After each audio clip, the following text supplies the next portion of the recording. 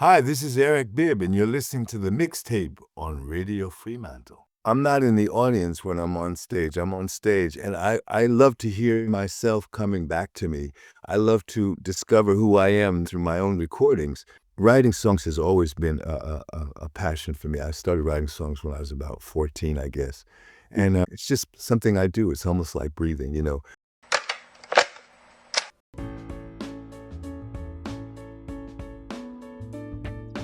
This is the Mixtape podcast. I am your host, Mark.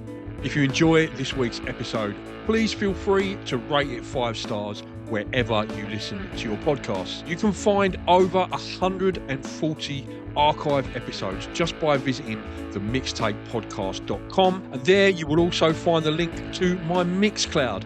On the Mixcloud channel, you can also hear the music that my guests pick for their mixtape. Also on the website are my social media links and YouTube channel. You can find all of that good stuff at themixtapepodcast.com. Thanks so much for listening, and I hope you enjoy this week's episode. Hello and welcome to this week's Mixtape show. And this week on the show, what a joy, what an absolute pleasure to be chatting to the one and only Mr. Eric Bibb. How are you, mate? Oh, I'm just great. Nice to be talking to you. It's an absolute pleasure. My pleasure. My pleasure. So, Eric, we're talking about the Australian tour. You're coming back to Australia right throughout April and May. You're going to be in Australia. Significant date for Western Australian people. 23rd of April, Albany Arts Centre. 24th of April is the Bunbury Entertainment Centre. And literally 5 minutes from where I'm sitting right now, the 25th at the Kalamunda Performing Arts Centre, ericbibb.com for tickets. Looking forward to getting to Australia, Eric? Oh, always. I don't know how many times I've been out there. I've lost count, but it's always a pleasure, and I always look forward to it. You're spending a good few weeks here, and I think personally, for me, you're doing it in the right ways, not to sort of whistle stop. Anywhere in particular you're looking to get to, see, do the tourist thing maybe, or? You know, there's so much of Australia that I really enjoy. One of my favorite places is, of course, Tassie. You know, we're going to Tasmania again. Since my first time there, I always just felt a real connection to that place for some reason. So that's one of my favorite places, you know, Hobart, for sure. It's a beautiful part of the world for sure. A little bit cold for me. I'm here in Western Australia. It's a little bit warm. Tasmania gets a little bit too cold. I'm not a fan of the snow. That's why I came to live here from England, because I didn't like the cold weather. So I got you. Yeah. Well, you know, I live in Scandinavia, so the cold is something I'm familiar with. But sure. Tasmania is just a very special energy. Yeah. Oh, no, excellent. And I know that they're worse than Perth and Western Australia for when tours come to Australia and they get passed over. Do you know what I mean? So I know they're always a really appreciative audience in Tassie as well, because they don't get as many shows as the rest of Australia. That's right. Yeah, for sure. So the new album, One Mississippi, I'm sure we're going to be hearing a bit of that on the tour. But set list wise, is it sort of a retrospective sort of set, or what we expect? Well, definitely some songs from the new album. It's been a pleasure to, we're on tour in the UK right now, and so it's been the first time we've been really showcasing some of the new material. But of course, there'll be oldies but goodies, you know, on the set list. Yeah, fantastic. And have you toured with Ruthie before? I had the absolute pleasure of interviewing Ruthie a week or two ago. Ruthie Foster. Have you toured with her before? You good friends? We're friends, good friends, and we have toured in the past. It's been a while since I've seen Ruthie. I spoke to her a couple of weeks ago, but I'm really looking forward to seeing her. And who knows, maybe we'll actually be able to do a tune or two together somewhere while we're out here together. And we'll see. But it's going to be great to reconnect with her. Yeah, that'll be fantastic for sure. And just talking about the new album, One Mississippi, I wanted to ask you, when I get artists like yourself on who've been lucky enough to have like really long careers, your creative process, what was it like on the last record? And has your creative process evolved or changed since you first started out? Well, I can just go back about 20 plus years when I started working with a wonderful producer, an engineer and musician, multi-instrumentalist. Glenn Scott is a friend, a dear friend, and really, my musical partner for the last 20 years. And our process was always sort of almost telepathic. We just were on the same page from the very start. And that is only intensified so that We have a flow. We work constantly without it feeling like it's stress. We don't have deadlines. We just keep working. I write a song or begin a song at the kitchen table, send it to Glenn. He'll send me something back, and then I'll come to his studio. He lives in Sweden as well. And it's been really a joyous collaboration, yeah. Yeah, no, for sure. And again, I don't want to keep going on about your longevity of your career, Eric, but like, what keeps you motivated, inspired to keep producing and writing like new music? Well, I love the recording process. I love to actually, without it sounding narcissistic, I love to hear myself because I'm not in the audience when I'm on stage. I'm on stage, and I love to hear myself coming back to me. I love to discover who I am through my own recordings. The voice and the playing style evolves over time. You refine what you do well. You focus on your strengths, and you figure out what is important to say and how you want to say it. That's a process that is ongoing. But for me, writing songs has always been a passion for me. I started writing songs when I was about 14, I guess. And it's just something I do. It's almost like breathing, There will be a song or two, a week. Maybe not when I'm on tour, but when I'm home, they just keep coming, So when I knew you were coming on, Eric, I wanted to tell you this story. I'm going to try and make it as quick as I possibly can. And it's kind of like my origin story as a music fan and also of the show.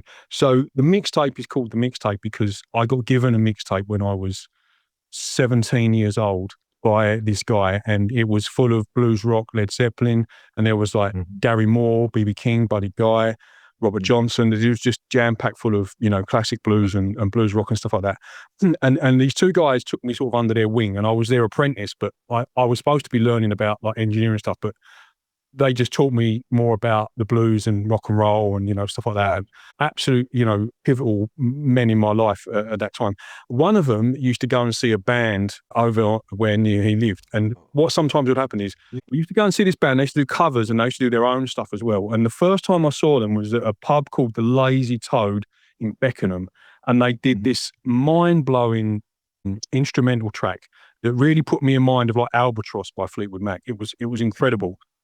And they were all really accomplished session musicians, as I found out later. The next time we went to see them, they had a different bass player. And the sort of buzz around was that their old bass player had joined Eric Clapton's band. So we were all like, wasn't sure if that was true. Do you know what I mean? Right. But they had this new bass player now, and but they still did the song again. That bass player was Dave Bronze, and that song was 5 Miles Above. So okay. I wanted to talk to you about that. You recorded that song yourself, and I guess, how did that come about? Did you ask Dave if he had any songs, or did you sit down together, or how did that come about? That we were working together, both in the studio and touring together. A wonderful bass player. I learned a lot from Dave because Dave was very experienced, having worked with so many, well-known musicians. Very solid musician. We were recording an album, and basically, I said to Dave, "Hey, I'd love you to contribute a song to the album."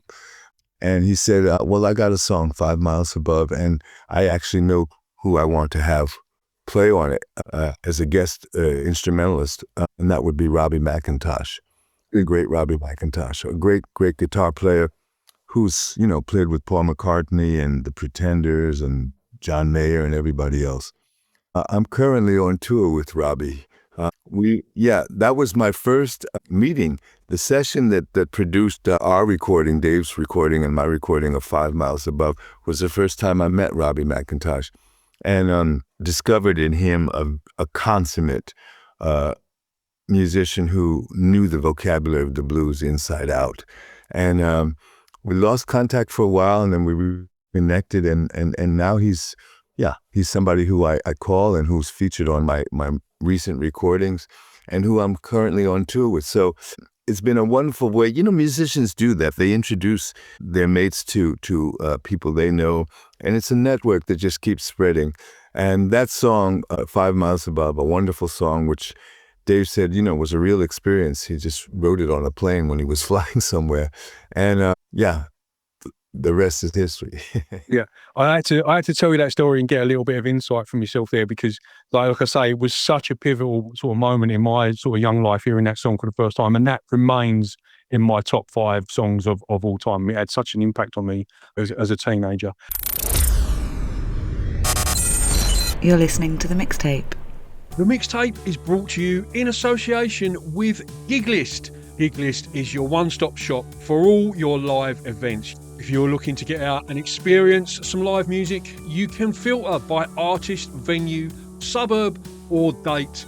If you are an artist, it will take you less than a minute to list your gig for free on the website. The Mixtape brought to you in association with Giglist. Gigs in a list. All right, Eric, mixtape track choices. So, as you know, the show's called The Mixtape. And when I get guests on, I like to explore their influences and inspirations by asking them to make up a mixtape, a playlist, and pick some songs for it. And we'll play them out on the show as we go through. So track 1 is an attention-grabbing track. And you chose I'm a Road Runner, Junior Walker and the All-Stars. Yeah. You know, I heard this track on the radio, on an AM radio station, on the soul stations, on the rock stations back in the 60s. You know, Junior Walker, I think he might be from Alabama, but he is the epitome of that wonderful style of singing, shouting a lyric with such musicality. He's a great sax player, but he's also a great singer. And his band is just probably a band that had been together for a long time, even before they came to Motown, you know, and had hits. So you can hear it. You can just hear the experience. And I love this track. It's just a slammer. You know, you want to just dance. You know? Yeah, it's a great attention grab. And I think for me, it's the sax solo is what stands out in that track. Like, it's what grabs the attention. Yeah, it's a great one. Yeah, fantastic. All right, track 2, Eric, is a song you sing in the car or the shower, and you chose Gary Shenandoah, The Water is Wide, by yourself and your dad, Leon. Yes, my dad is singing it, and I'm playing guitar amongst other musicians on that track. That song goes way back for me. The Water is Wide is one of those beautiful Celtic type of melodies that my dad was always attracted to. Shenandoah is not sung, but it's actually quoted by the flute player in the introduction to The Water is Wide. So we kind of melded those two tunes together. But it's just a beautiful melody, and my dad's voice is in my head when I hear that song, you know. Track 3, Eric, is your favorite cover version. What did you choose for that? I chose Karina Karina is an older song that nobody really remembers who wrote, but so many people have performed it and recorded it. There's hokey versions of it. There's an amazing version, which I think is iconic, by Taj Mahal that he recorded on the Natural Blues album way back in the late 60s. And him and Jesse Ed Davis, who plays guitar on that track with Taj, the combination of Taj's resonator guitar, funky as can be, and Jesse Evans Davis, Jesse's electric guitar is just, to me, it kind of is a blueprint for the way I like to record. I love the mesh of acoustic instruments and electric instruments, and the groove is just, it's wicked. What makes a good cover version for you, Eric? When you hear a cover, what makes a good one for you? When somebody puts their own stamp on it, when they take a song, they don't adulterate it, they don't ruin it. Not like, look what they've done to my song, Mom, but they do something with it that's unexpected.